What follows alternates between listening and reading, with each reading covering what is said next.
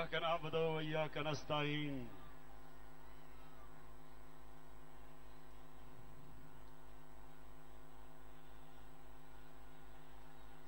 मर्दान,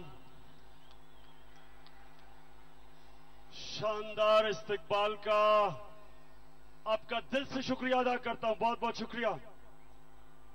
ऊपर हेलीकॉप्टर से मैं देख रहा था, गर्मी थी, लेकिन मेरे टाइगर सारे यहां खड़े हुए थे। मैं आपको दाद देता हूं आज। अच्छा मर्दान, आप शऊर रखने वाले पाकिस्तानी हो। मर्दान एक सियासी शहर है, सियासी सोच रखता है। अब मैं सबसे पहले मर्दान के लोगों आपसे सवाल पूछता हूं कि एएनपी के साथ तहरीक इंसाफ का मर्दान में मुकाबला है। अब एएनपी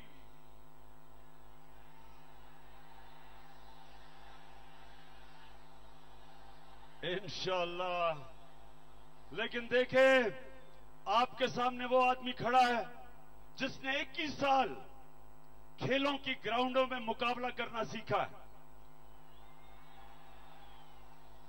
तो मुकाबले की सबसे पहले असूल ये होता है कि कभी अपने मुखालिफ को कमजोर ना समझो, कभी ना समझो। और दूसरा कि मैच जब तक आखिरी गेंद नहीं होता, मैच खत्म नहीं होता। तो हमने पाकिस्तानियों, हमने ये मैच जीतना है।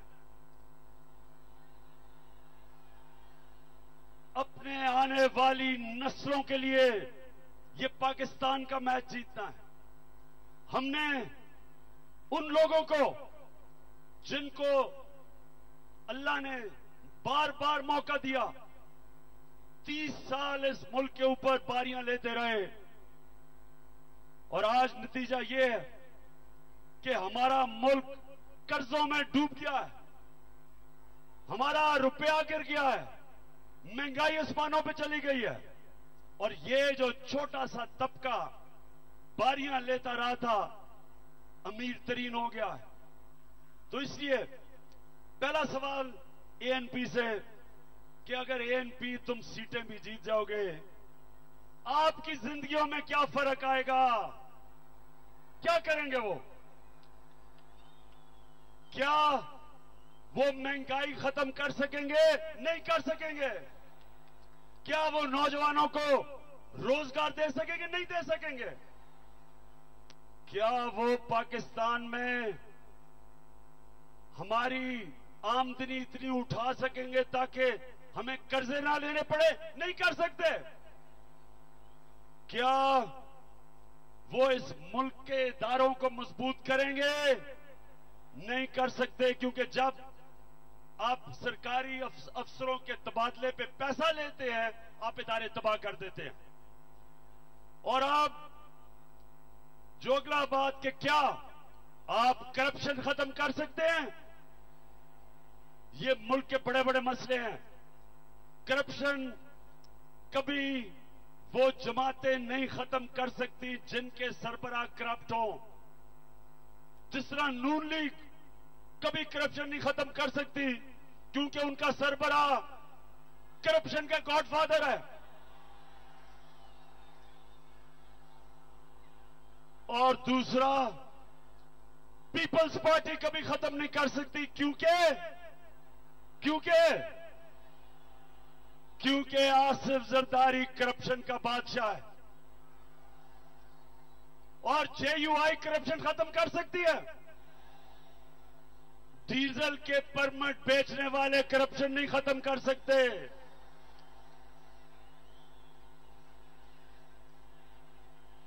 करप्शन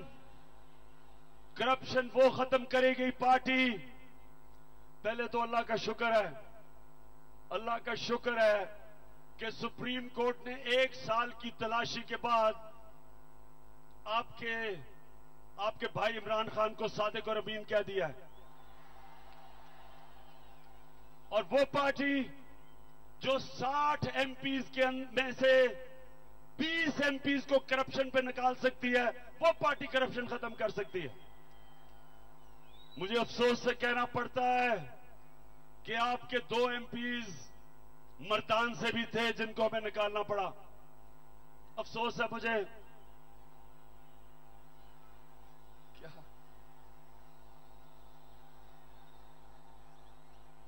और वो पार्टी पहली पाकिस्तान की जमात, पहली जमात जिसने जब अपना एहतसाब सेल बनाया तो पहले आदमी को जो पकड़ा वो तहरीक इंसाफ का वजीर था, जियाउल्लाह अफरीदी। और अब वो सही जमात में चला गया है, वो जरदारी के साथ चला गया पीपुल्स पार्टी में। तो मैं मर्दान के लोगों, देखो ये मुल्क ठीक कैसे होगा? सबसे पहले ये मुल्क ठीक तब होगा कि इस मुल्क में अमन आएगा।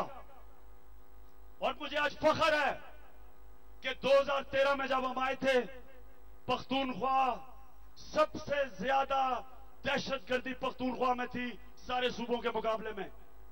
1200 पुलिस वाले मारे गए थे, शहीद हुए थे दहशतगर्दी में।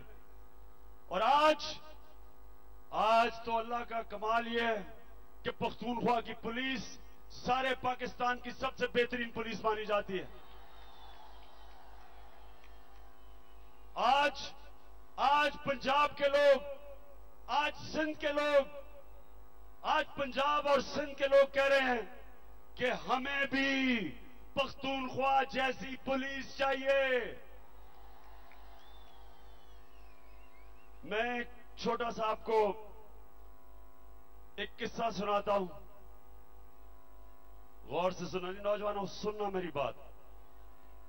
मैं मदीना गया, उम्रा करने गया, मदीना भी गया। वहां मुझे एक आदमी मिल गया, एक पुराना जो आदमी हमारे साथ शौकत खानम में पैसे इकट्ठे करता था।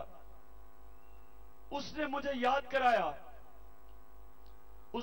याद कराया कि जब अभी मैं पॉलिटिक्स में नहीं आया था, मुझे एक खातून ने खत भेजा था।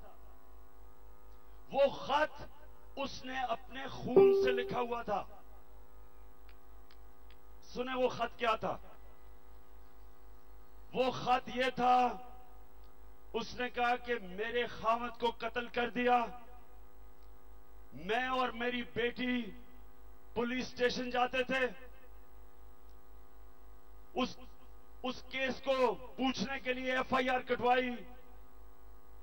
कहते जो पुलिस वाले थे वो केस को लंबा करते गए और वो मेरी बेटी और मुझे बुरी नजर से देख रहे थे। तो वो तंग आके उसने एक दिन ये खत लिखा कि इमरान खान, तुम्हें कभी मौका मिले तो इस मुल्क की पुलिस को ठीक करना, कि मेरी तरह की बेवा औरत कौन मुझे पूछेगा कि मेरी जवान बेटी और मुझे, जो पुलिस ने हमें तंग किया, हम किधर जाते?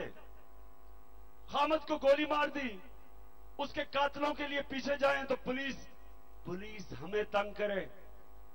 तो मैं सबसे पहले इंशाल्लाह जो खुशी भी है आज कि हमारी पुलिस आज पख्तूनख्वा की सबसे बेहतरीन हो गई। तंग किया, अब इंशाल्लाह हम किधर जाते? 25 जुलाई को मौका दिया अल्लाह ने, और जो आपके जुनून ने, आपकी जुनून की वजह से मौका मिला, तो इंशाल्लाह ये जो पंजाब पुलिस के जरिए शहबाज शरीफ जैसे लोग जुल्म करवाते हैं लोगों पे, और जो आसिफ जरदारी जैसे लोग, नकीबुल्लाह मसूद जैसे नौजवानों के कत्ल करवाते हैं पुलिस के जरिए, राव अनवार के जरिए, इंशाल्लाह अल्लाह ने मौका दिया।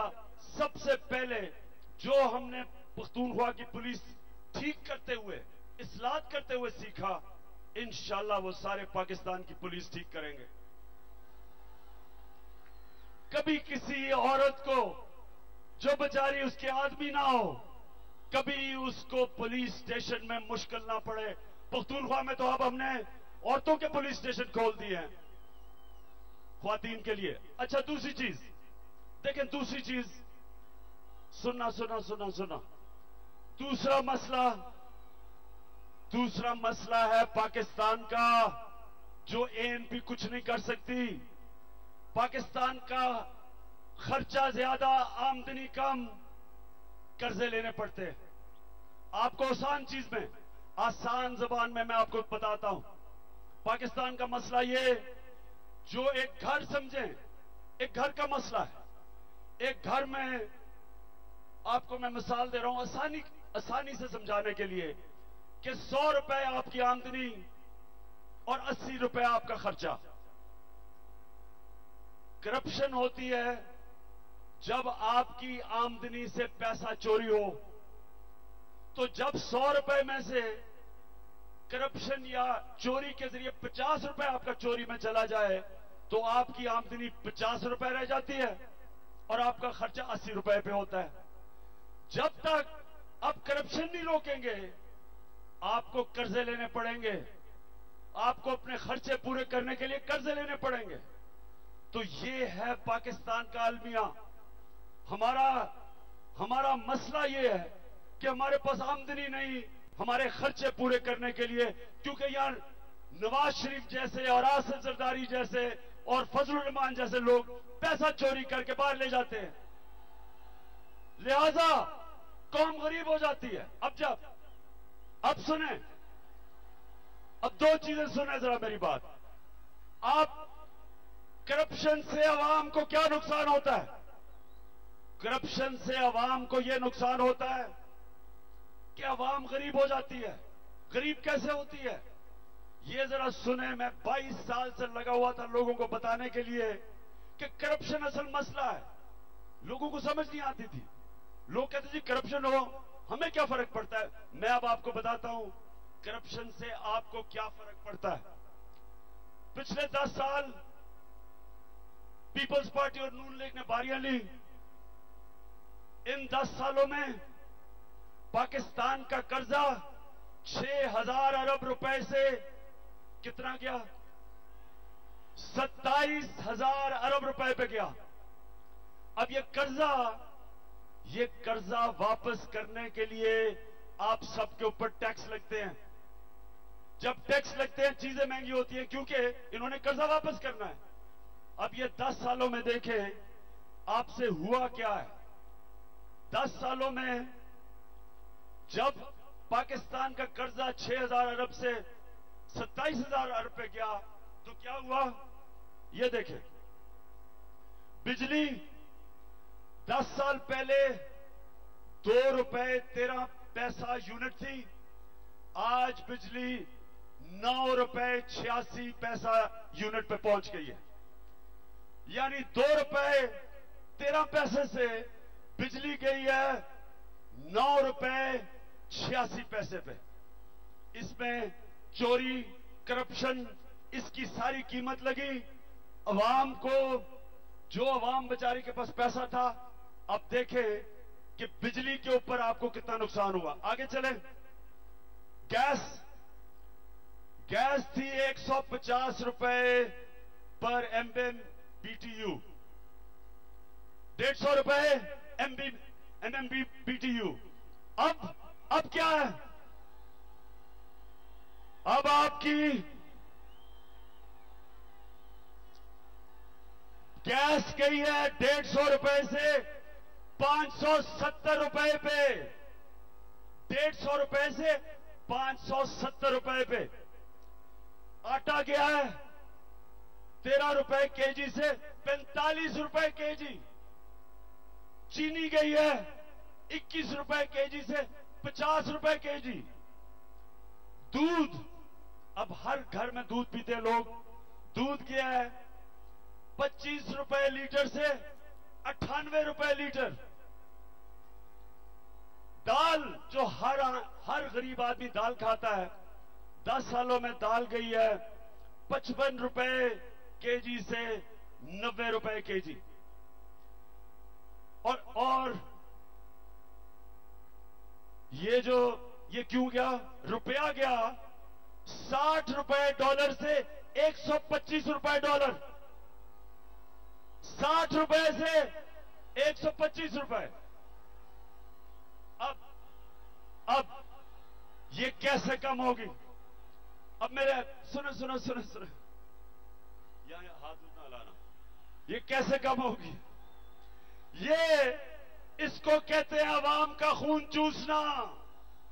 पैसे कोई बना रहा है, मनी लॉन्ड्रिंग कोई कर रहा है, कीमत आवाम दे रही है महंगाई से। आपको समझ आई कि करप्शन क्या है? हाथ खड़ा करके बताएं, अब पता चला करप्शन क्या है? आप समझते हैं कि ये है जो अवाम करप्शन की कीमत देती है अपने खून से। अब गरीब आदमी है, मजदूर है, मजदूर सारा दिन मजदूरी करता है, मुश्किल से पैसा कमाता है अपने बच्चों को खाना पिलाने के लिए। अब वो मुझे ये बताएं, जब ये महंगाई बढ़ेगी, लोग और गुर्बत की लकीर से नीचे चले जाएंगे, बच्चों को खाना नहीं दे सकेंगे। आज मर्दान के बाशऊर लोगों, 45% पाकिस्तान के बच्चे, 45% उनको एक बीमारी है जिसको कहते हैं स्टंटेड ग्रोथ, क्योंकि उनको खुराक पूरी नहीं मिलती, ना उनका ज़हन पूरी तरह बढ़ता है, ना वो कद पे पूरी तरह पहुंचते। ये है जुल्म। जब नवाज शरीफ आता है, बड़े जोरों शोरों से जी कश्मीर फतह करके आ रहा है पाकिस्तान, 300 अरब रुपया इस मुल्क का चोरी करके बाहर ले गया और मजलूम बना हुआ है। वो जो लोग उसको एयरपोर्ट लेने गए थे, बेवकूफ लोगों, अहमकों, नादानों, अकल नहीं तुम्हें कि तुम्हारे घर का पैसा चोरी कर रहे हो, तुम जाके एयरपोर्ट एक मुजरिम को लेने जा रहे हो।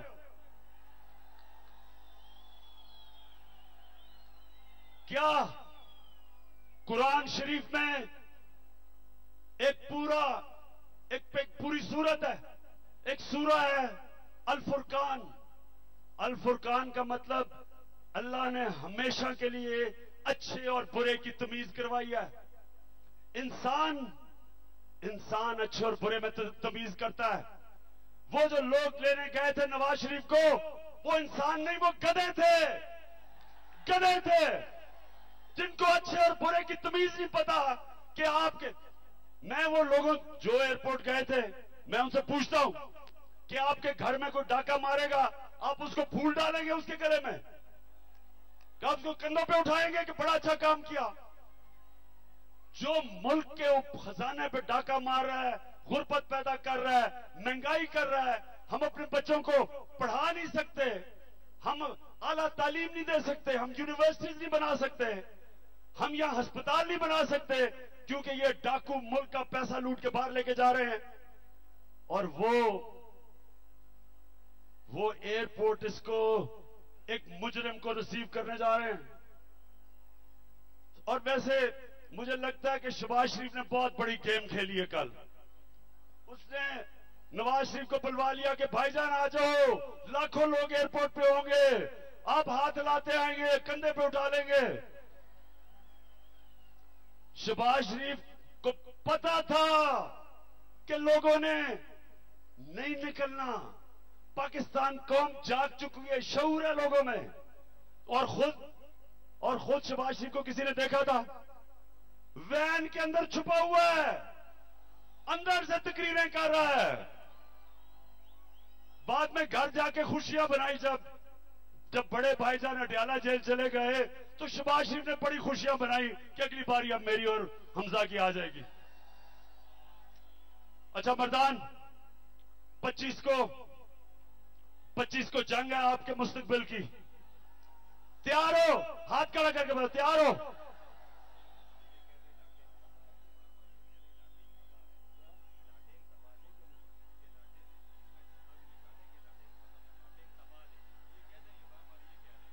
लाटेन दबा दे। हाँ अच्छा सुनो, आपने नजरिए को वोट देनी है मर्दान। आप शऊर रखने वाले लोग हैं। आप वो शहर है जो सारे पख्तूनख्वा के अंदर सबसे ज्यादा सियासी शऊर रखता है। आपने निकलना है। ये सारे बैठे हुए लाइन में, ये मेरे जो टीम बैठी हुई है, आपने इनको वोट देनी है।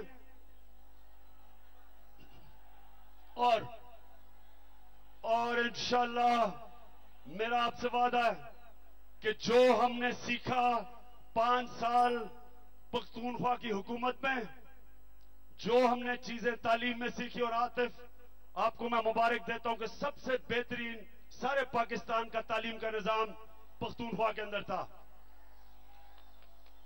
ये अलिफ ऐलान की रिपोर्ट है, ये इमरान खान नहीं कह रहा। और सबसे बेहतरीन अस्पतालों का निजाम, वो भी हेरल्ड सर्वे, बार की सर्वेज हैं, सबसे बेहतरीन पख्तूनख्वा में था। सबसे कम करप्शन पख्तूनख्वा में थी, सबसे बेहतरीन पुलिस पख्तूनख्वा की थी, और सबसे एक सूबा जिसने आने वाली नस्लों के लिए सबसे बड़ा काम किया। 1 अरब 18 करोड़ दरख्त उगाए हमने 5 सालों में, जो आने वाली नस्लों के लिए सबसे बड़ा काम किया है। और जो हमारा बल्दियाती निजाम है, आज सिंध के लोग और पंजाब के लोग सारे कह रहे हैं कि हमें पख्तूनख्वा वाला बल्दियाती निजाम चाहिए। इंशाअल्लाह इसको पहले से भी बेहतर करेंगे। मैं मर्दान के लोगों, आपका बड़ा बहुत बहुत बहुत दिल से आपका शुक्रिया अदा करता हूं, आपके जुनून का शुक्रिया अदा करता हूं। इंशाअल्लाह 25 जुलाई के बाद अब मुलाकात होगी, और इंशाअल्लाह नया पाकिस्तान बन चुका होगा तब तक। और ये हमारी टीम है सामने, इंशाअल्लाह आप जब इनको वोट देंगे, पख्तूनख्वा को भी जो हमने चीजें सीखी थी आगे लेके जाएंगे। और ये अली मोहम्मद को आप जानते हैं ना, इसको इतना टाइम इसने अपने हलके में इसलिए नहीं दिया क्योंकि मैं इसे कह रहा था कि टीवी पे जाके तहरीक इंसाफ की जंग लड़ो, लेकिन आगे ये इंशाल्लाह टाइम भी ज्यादा देगा। बहुत बहुत शुक्रिया। पाकिस्तान जिंदाबाद।